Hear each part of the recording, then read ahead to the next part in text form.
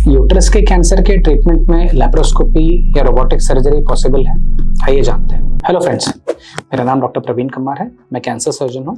Digestive system cancers और gynaecological cancers मेरा speciality है। सो दोस्तों, आजकल एक ट्रेंड चल रहा है कि जब भी कैंसर के सर्जरी की बात आती है तो कई सारे पेशेंट्स को ऐसे इच्छा रहता है कि रोबोटिक सर्जरी कराएं या लैप्रोस्कोपिक सर्जरी कराएं, ओपन सर्जरी अवॉइड करें, और ऐसे एक इम्प्रेशन रहता है कि इससे आपका कैंसर के ट्रीटमेंट के रिजल्ट्स अच्छे हो जाते हैं। तो आज हम यूट्रस के कैंसर के रिलेशन में ये सब सर्जिकल मोडालिटीज़ का क्या रोल है थोड़ा डिस्कस करते हैं। सो दोस्तों, जब हम लैप्रोस्कोपिक और रोबोटिक सर्जरी की बात कर रहे हैं तो ये ऐसे सर्जरीज है जहाँ पे हम छोटे इंसिजन डाल के लॉन्ग इंस्ट्रूमेंट्स को लेकर सर्जरी करते हैं।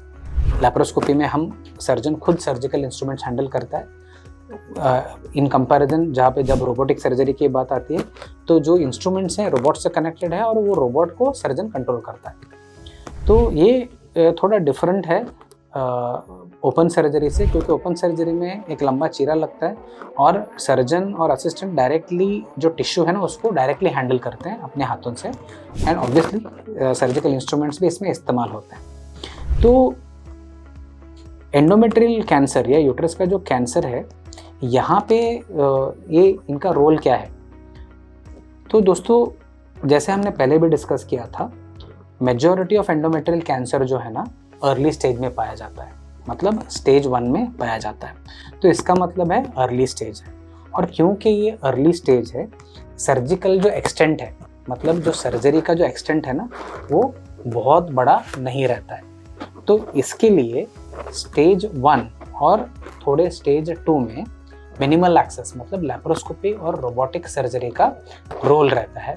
और जहाँ पे भी ये अवेलेबल रहेगा, ये दोनों मोडालिटीज मतलब लैप्रोस्कोपिक सर्जरी और रोबोटिक सर्जरी का स्टेज 1 और स्टेज 2 यूट्रस कैंसर में इस्तेमाल डेफिनेटली होना चाहिए।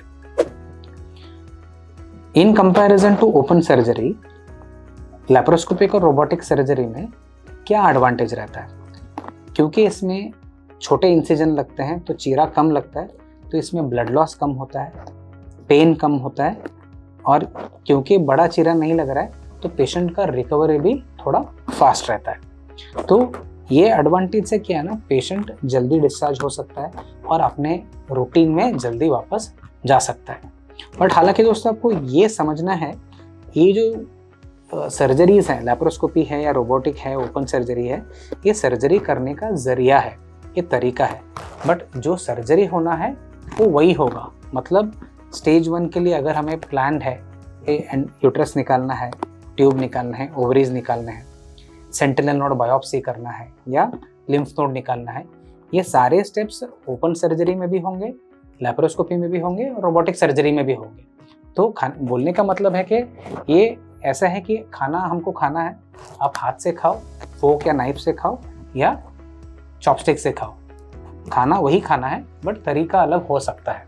तो अल्टीमेटली हमारा जो एम है ना, एक ऑन्कोलॉजिकली सेफ सर्जरी करना रहता है, मतलब जो टारगेट्स डिफाइंड है उनको अचीव करना रहता है, कोई भी हम रूट इस्तेमाल करें। जैसे मैंने बताया, रोबोटिक और लैप्रोस्कोपी में डेफिनेटली वो एडवांटेज रहते हैं और ये सर्जरीज बहुत ईजिली हम कर सकते हैं और इससे अच्छे पेशेंट को रिकवरी में अच्छे रिजल्ट्स मिलते हैं। तो whenever it is possible, definitely ये दोनों मोडालिटीज लैप्रोस्कोपिक और रोबोटिक सर्जरी को स्टेज 1 और स्टेज 2 के एंडोमेट्रियल कैंसर में हमेशा कंसिडर करना चाहिए।